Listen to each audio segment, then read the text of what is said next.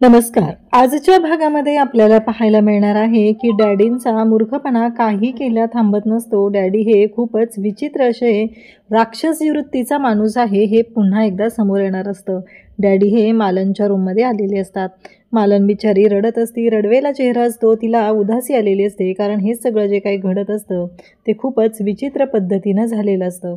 तिला त्या गोष्टीचं दुःख एवढं असतं की काहीही झालं तरीही आत्ता जे काही झालेलं आहे ते खूप भयानक आहे. अक्कांनी माझ्यासमोर जीव सोडला आहे आणि त्या गोष्टीला फक्त एकच आणि एकच व्यक्ती जबाबदार आहे, आणि ती म्हणजे हा जालिंदर निंबाळकर. हे तिलाही माहिती आहे. म्हणूनच शालन जी आहे ती शांतपणे तिथं बसली मालन जी आहे ती शांतपणे तिथं बसलेली असते. मालनला मात्र वाईट वाटत असतं. जे काही घडत असतं ते खूपच भयानक पद्धतीनं चालू झालेलं असतं. डॅडी तिथे येतात आणि बोलायला सुरुवात करतात.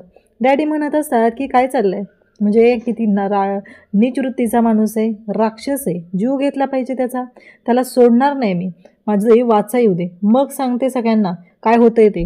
असं सगळं डॅडी बोलत असतात, कारण हे सगळं जे बोलणं चालू असतं ते मालनच्या मनातलं बोलणं डॅडी बोलून दाखवत असतात आणि जोरजोरात हसत असतात.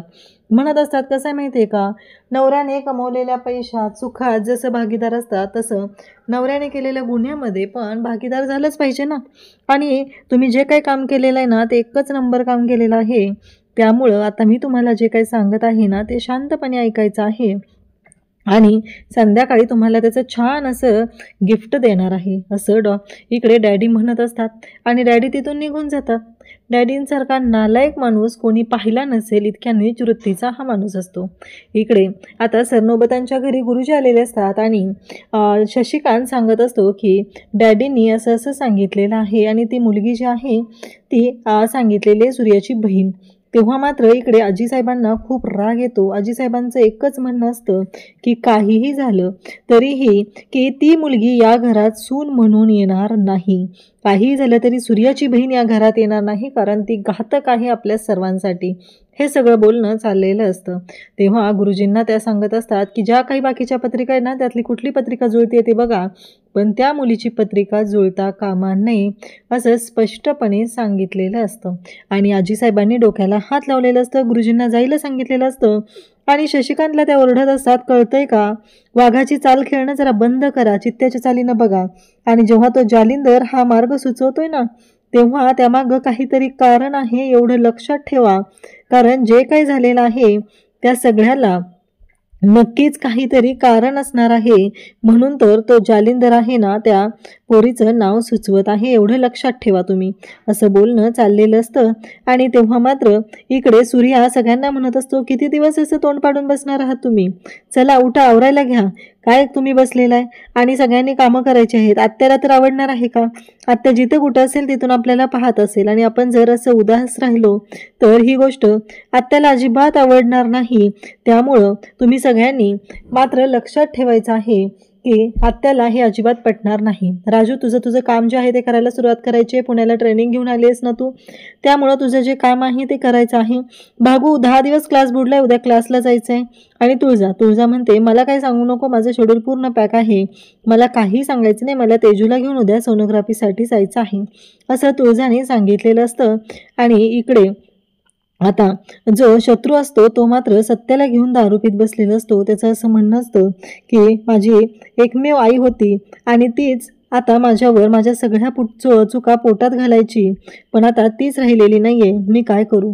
इकडे मालन ही डॅडींच्या रूममधून बाहेर येत असते. मालनला खूप वाईट वाटत असतं, कारण आपल्यासमोर आपल्याला बहिणीसारखा जीव लावणाऱ्या शालनचा जीव गेलेला आहे आणि या राक्षसाला मी पाठीशी घालत आहे. तिला इतकं रडू येत असतं, एवढं दुःख झालेलं आहे, एवढं सगळं झालेलं आहे, पण या म्हाताऱ्या माणसाची वृत्ती काही बदललेली नाही आहे, त्याची वासना काही संपलेली नाही. या गोष्टीचं वाईट वाटत असतं. त्यानंतर ती देवाच्या पुढे येते आणि बोलत असते, काय करू मी, कसं सांगू सगळ्या जगाला ओरडून, कसं बोलू मी हे सगळं, असं तिच्या डोक्यात चाललेलं असतं. आणि बिचारीला खूप वाईट वाटत असतं. एवढं सगळं घडलेलं आहे तरीही ती तोंडातून शब्द काढू शकत नसते, कारण तिला डॅडींनी धमकीच दिलेली असते, काही झालं तरी सांगायचं नाही, नाहीतर शालनचे जे हाल झालेले आहेत त्याच्यापेक्षा बेकार हाल करून ठेवेल, अशी धमकी डॅडींनी दिलेली असते. मालन देवाच्या पुढे रडत असते आणि त्यानंतर तिच्या लक्षात येतं ते म्हणजे की आपली वाचा आलेली आहे आणि हे सगळं जेव्हा घडत असतं तेव्हा मात्र इकडे पाहायला मिळतं की आता शालन रडत असते. ती म्हणत असते, नाही मी नाही सांगू शकत कोणाला. आणि तेवढ्यातच शत्रू तिथं आलेला असतो. मालन बोलत असते, हे माणूस नालायक आहे, असा आहे, मी काय करू देवा, कसे जगू, हे दुःख कसं पचवू, हा जो या ज्या आळ आलेला आहे माझ्यावरती त्याचं काय करू, दुसऱ्याचं दुःख माझ्या डोक्यावर घेऊन कसं जगू, हे सगळं तिच्या डोक्यात चाललेलं असतं. आणि त्याचबरोबर शत्रू म्हणतो की इथं बोलत बसू नकोस, वेळ लागेल अशी एकट्यात बोलत बसलीस तर जा झोप जा, असं सांगत असतो. आणि मालनच्या लक्षात येत आपला आवाज आलाय, पण तिला भीतीही या गोष्टीची वाटत असते की सगळं झालेलं आहे पण मी कोणाला सांगू शकत नाही, माझ्या जीवाला धोका आहे, त्यामुळं मी ही गोष्ट लपवून ठेवणार आहे, माझी वाचा आली, ही गोष्ट मी कोणाला सांगणार नाही, असं सगळं चाललेलं असतं. इकडे सूर्या आणि तुळजा बोलत असतात. तुळजा म्हणत असते, जे आपल्याला दिसतंय तसंच सगळं आहे असं नाही आहे, त्याच्यामागे काहीतरी कारण आहे, असं तुळजा बोलत असते. आणि त्याचबरोबर सूर्या म्हणत असतो, बघ ना, आपण उगीच संशयाची सुई डॅडींकडे नेली होती, पण घडत आहे ते वेगळंच आहे. आणि मालनात्याने सगळं सांगितलंय.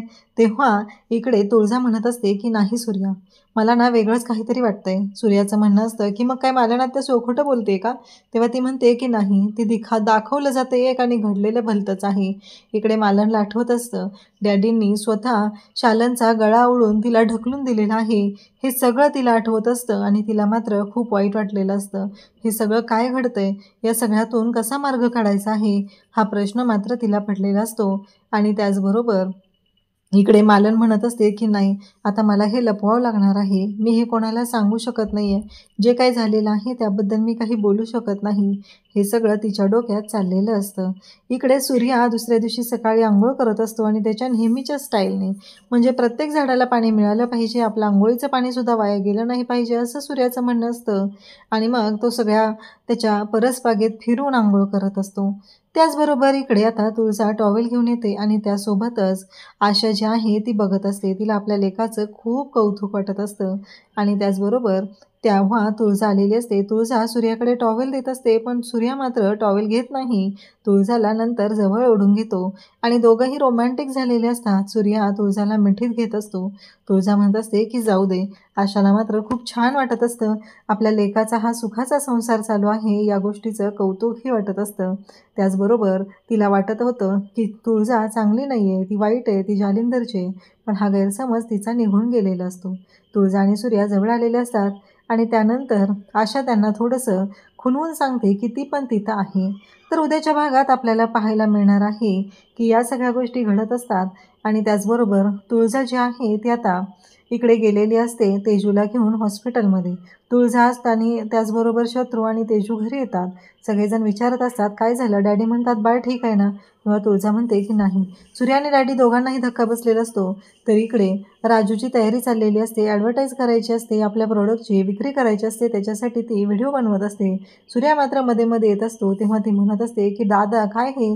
सूर्या म्हणतो, हे काय करते. तेव्हा ती सांगते, अरे विक्री करायची आहे ना, मग तेच करते. सूर्याला मात्र नवल वाटतं की हे सगळं काय आहे, असलं काय नवीन पद्धतीचं चालू आहे, म्हणून तो तिच्याकडे पाहत असतो. तर अशाच अपडेटसाठी चॅनलशी कनेक्ट राहा. थँक्यू.